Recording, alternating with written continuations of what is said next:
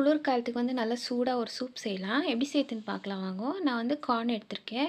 ஜோளத்தை நல்லா வேக வச்சு ஜோளத்தை வந்து செப்பரேட்டாக எடுத்து வச்சுருக்கேன். அதே போல் பேனில் வந்து நீங்கள் பட்டர் சேர்த்துக்கலாம். நான் வந்து ஆயில் சேர்த்துருக்கேன். கார்லிக் வந்து பூண்டு வந்து சின்ன சின்னதாக கட் பண்ணி பொடிசாக நறுக்கி சேர்த்துக்கோங்க. அதே போல் நல்லா கோல்டன் ப்ரௌனாக ஃப்ரை பண்ணி எடுத்துக்கோங்க. இந்த அளவுக்கு நல்லா ஃப்ரை பண்ணி எடுத்துகிட்ட பிறகு நாம் வந்து தண்ணி சேர்த்துக்கலாம்.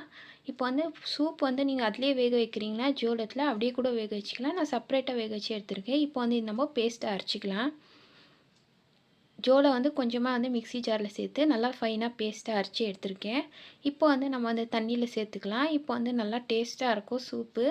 நல்லா கொதிக்கிட்டோம். இந்த டைமில் வந்து நம்ம முழுசாக வச்சுருக்க ஜோளத்தை வந்து சேர்த்துக்கலாம். இது வந்து ஸ்வீட் கார்னு. நல்லா சேர்த்துட்டு எல்லாம் ஒன்றா சேர்ந்து மிக்ஸ் ஆகட்டும். இப்போ வந்து தேவையான அளவுக்கு உப்பு சேர்த்துட்டு நான் வந்து கொஞ்சமாக வந்து கார்ன்ஃப்ளவர் வந்து சேர்த்துக்கலாம். அப்போ வந்து இன்னும் கொஞ்சம் கெட்டியாக இருக்கும். சூப் வந்து இன்னும் நல்லா திக்காக இருக்கும். தண்ணி சேர்த்து நல்லா கெட்டியாக கரைச்சிட்டு நம்ம வந்து சேர்த்துக்கலாம்.